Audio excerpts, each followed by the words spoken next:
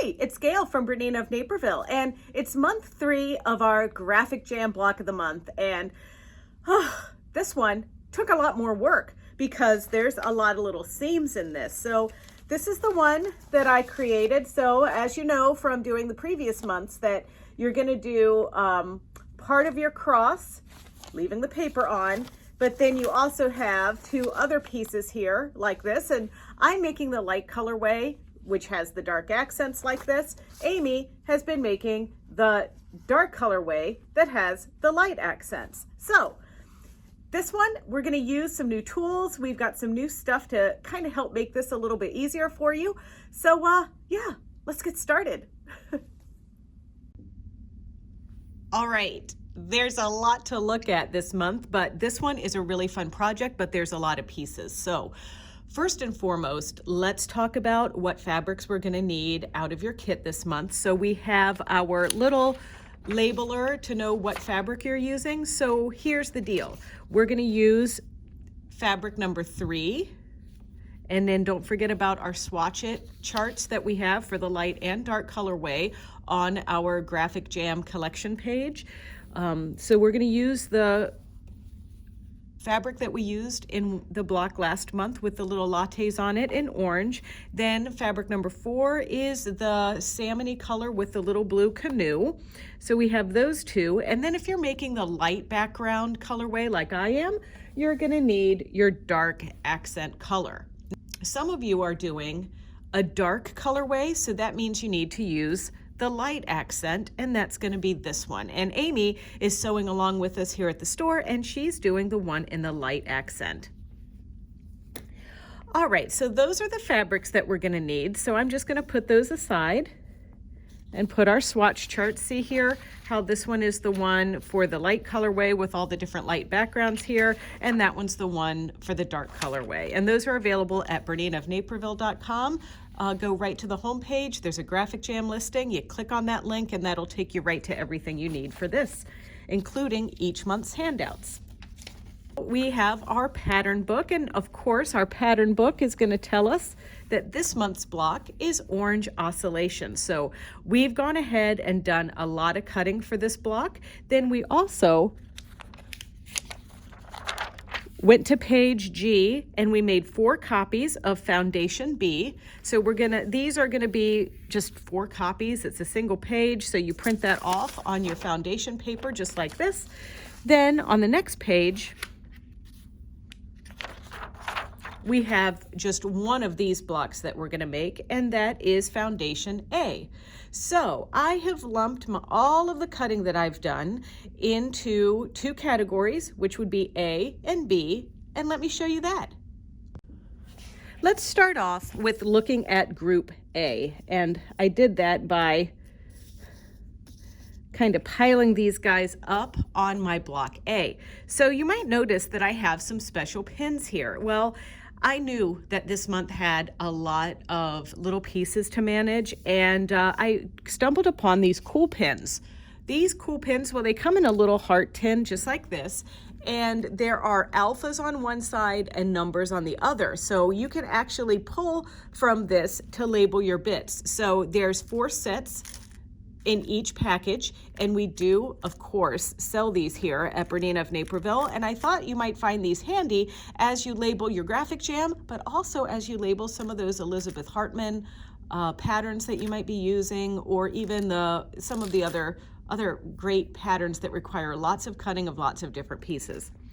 So here is how I use those pins. So in Foundation A, which is what this one is, we need one of A 18, 19, 20, and 21. So I grabbed those pins. And then in this one, we needed 2, 3, 4, and 5. So I labeled those. And then it goes along the same way with all of these. So I figured as I pulled a number, I could remove a pin and put it back in my dish, and then just keep track of everything, because sometimes those little scraps of paper get lost in stuff. So that is our group A. Then our group B is this one here. And once again, Here we go. There, that's group B. So all of these are nicely separated and they're ready to be pieced at my sewing machine. I'm using a new item this month, and you've seen me use the backlit mats with the little cutting mats, but they have a cutting mat that's a little bit different than the ones we've been using. This is the one with the lines. Now, of course, this has its own special place in the world, but sometimes for paper piecing, the lines get to be a little distracting, so they make a version without lines. So I just wanted to let you know that that's available, obviously, also at BERNINA.com. Well, enough with peddling my wares. Let's get to the reason why you're watching this, and that's to sew the orange Oscillations. We're going to start off with the foundation A, which this is the one we only need to make one of. And I have one more thing that I'm using new, but you got this in your kit. I'm using the add an eighth ruler this month. And the reason why I'm using the add an eighth is because you can see here, it's a little bit skinnier, the seam allowance, because it's 1/8 of an inch rather than 1/4 of an inch. And that's because, look at these little tiny little strips. So I'm using the 1/8 so we don't get so much bulk in there, because some of these, the 1/4 of an inch would be almost all of that block right there. So it's going to be pretty easy to tell which one is the one that we're going to start with. So let's start building this guy. Here's our number 1 piece. We know that because we labeled it with our pin. So I'm going to turn this over. I can see clearly through this now without any lines to obstruct it. And I'm going to put, just like I have every month, a little dollop of glue there on our first one. And then I'm just going to line this up here like so. Give the glue a little bit of time to dry, and then I'm going to turn it over and trim all the way around with my add an eighth ruler. Okay, I'm going to turn it over, and you know, just in normal fashion, we're kind of building this like a color by number. So I'm going to line my little brochure that I use as my straight edge up against color number 2, fold my paper back just like so, take my add an eighth ruler and my small 28mm rotary cutter and trim. And now I'm just going to go all of the way around this piece. Don't forget to keep in mind as you're building these out, because you'll notice that you're going to do 2, 3, 4, 5. It's courthouse stairs fashion rather than a log cabin fashion. And I don't know if you're familiar with the traditional courthouse stairs, but that one you go across the street each time. And then on the log cabin, you actually have your little chimney and you build your logs around the chimney. So this one is in courthouse stairs fashion, and it's just a matter of where the seams go.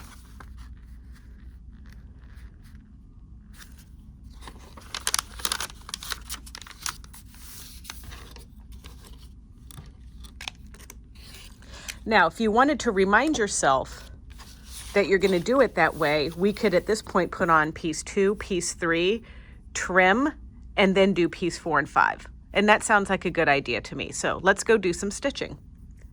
And I'm going to look for pieces B2 and B3. And they're right here from this collection.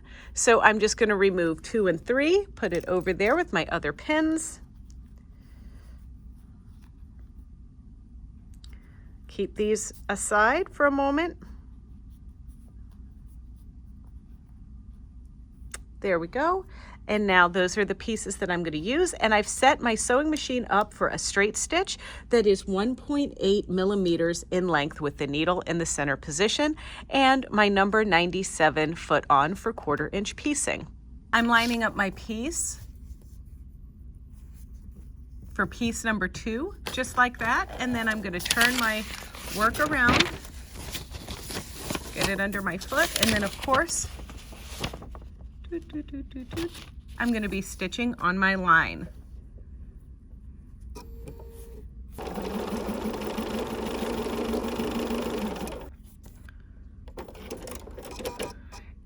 And I like to use that thread cutter because that's gonna lift and raise my needle out of the machine automatically. So it makes it easy for me to kind of lift this up and add my other piece on.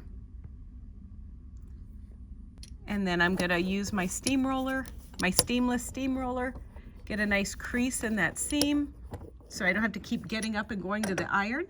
And then I'm adding the other piece right across the street. And then I'm gonna turn it over.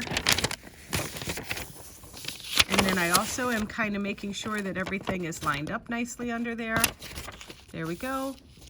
And now lowering my foot, using my freehand system to kind of wiggle into place just right. And now I'm gonna stitch on this line. And then, like I said, if I press my thread cutter, it's gonna cut and raise my presser foot so I can just pull my work out and steamroll again. And just steamroll your little cares away here. All right, we're gonna add the sides. We're gonna do color number 4, just right down here. We're gonna roll our paper back. Now I wanna show you something. I was starting quite into my seam, but this paper tears away nicely. So you can just kind of tear that paper back like that. Now we're gonna add our 1/8. And I'll do this to the other side. So once again, I was mentioning as we do this, we want to kind of tear this back a little bit, like so, and then give our trimming.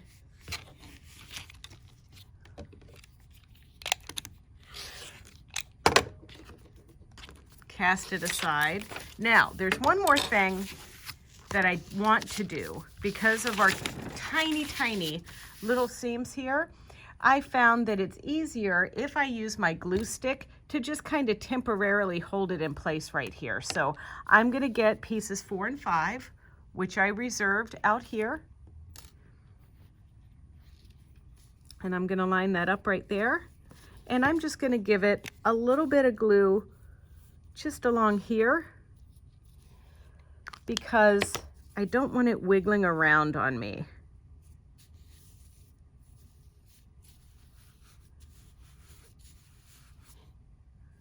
Okay, so now let's sew that. And look at that.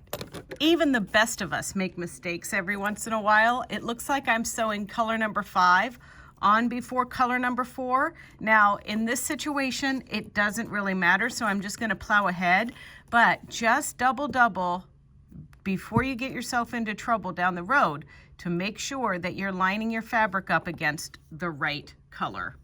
And then also, before you stitch, just make sure everything looks good down there. All right, here we go.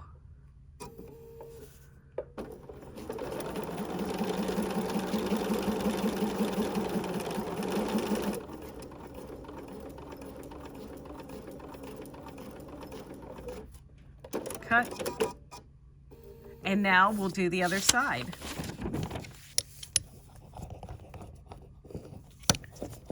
And then, honestly, you're just gonna keep building this again and again and again with this same method. Now, the next piece is gonna be our dark accent, and those are colors number 6, 7, 8, and 9. So we're gonna look for those in our pile. And I'm gonna trim and do exactly this and just keep building around this block until it's complete. So see what I'm doing here to prevent another mistake like I did last time? I'm lining this right up against our next color, which is color number 6 for the dark accent. I'm peeling my paper back, getting everything flat, folding it, using my add an 1/8 and my little rotary cutter. Now, I'm not gonna cut anymore. I'm gonna do them as I number them.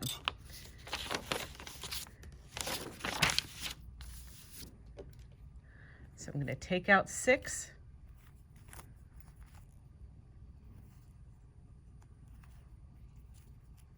Put the others back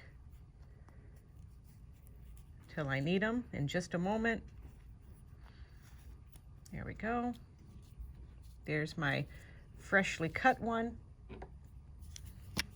And don't forget, I'm putting just a little bit of adhesive on the very, very edge so it doesn't wiggle away from me. There we go. All right. Okay, we're doing number 6 because 6 comes after 5. All right, here we go. I'm lowering my presser foot. Doing a little stitchy stitch. I am going to trim my little threads. There we go.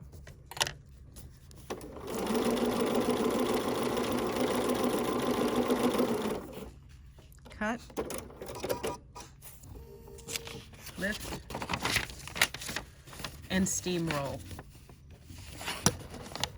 Now the next one, we go across the street and we just repeat, repeat, repeat, repeat.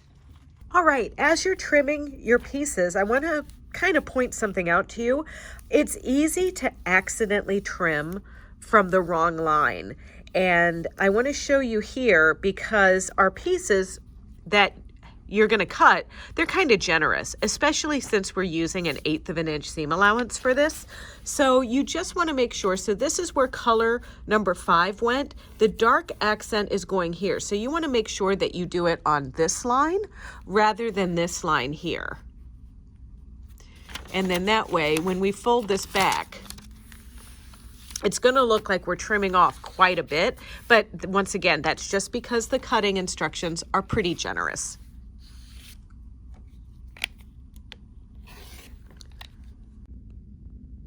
Let's have a look at Amy's. So Amy is working on the dark colorway, which has light accents here, and she's using 1/4 of an inch seam allowance, and that's fine, but beware because your pre-cut instructions from the pattern is really allowing more for the 1/8 of an inch, so she is not trimming much off of her pieces as she goes around. So just be careful there if you decide to use your add 1/4 rather than your add 1/8. Well, look at this. I just went around, around, around, stitching and flipping until my heart was content. And now we've got our center piece completed, and all I need to do is trim on this outer line here. So I'm gonna go ahead and do that, and I'm gonna use the flat part of my add 1/8 and just line that up like so and trim.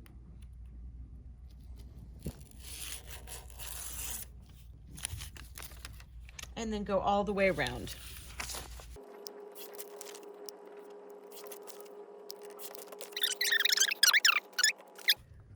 For our 4 pieces here, and it starts with color number 3 and piece number 1, and I'm just going to make each one of these blocks individually, and we're just going to build from this triangle unit. And you know what it starts with, right? It all starts with a dollop of glue on the triangle bit right there. Color number 1, piece number 1 from our section. And that's going to be this one. And don't forget, there's 4 of these to make. I'm going to just line that up right there. 1/8 of an inch seams with this one too.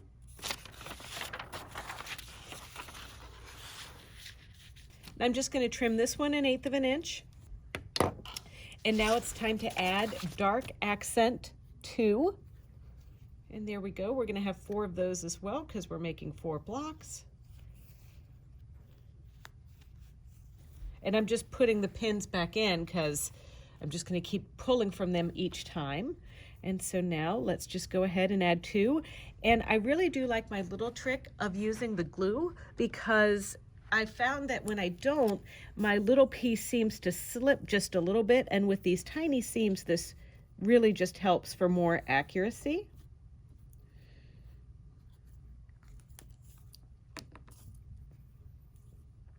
So now we're going to line that up there like so, and now take it over to the machine and stitch. All right, that was quick, wasn't it? So now I'm going to turn this over. line this guy up here, fold it over, and trim. And then just repeat with piece number 3. And piece number 3 is coming from over here too. And this one's a little bit longer. Don't forget our little pins, they have an alpha on one side, but then the number on the other. So don't get confused if you see that spin around and it says D. I'm just using the 3 side of that. Okay, so I'm going to take my glue.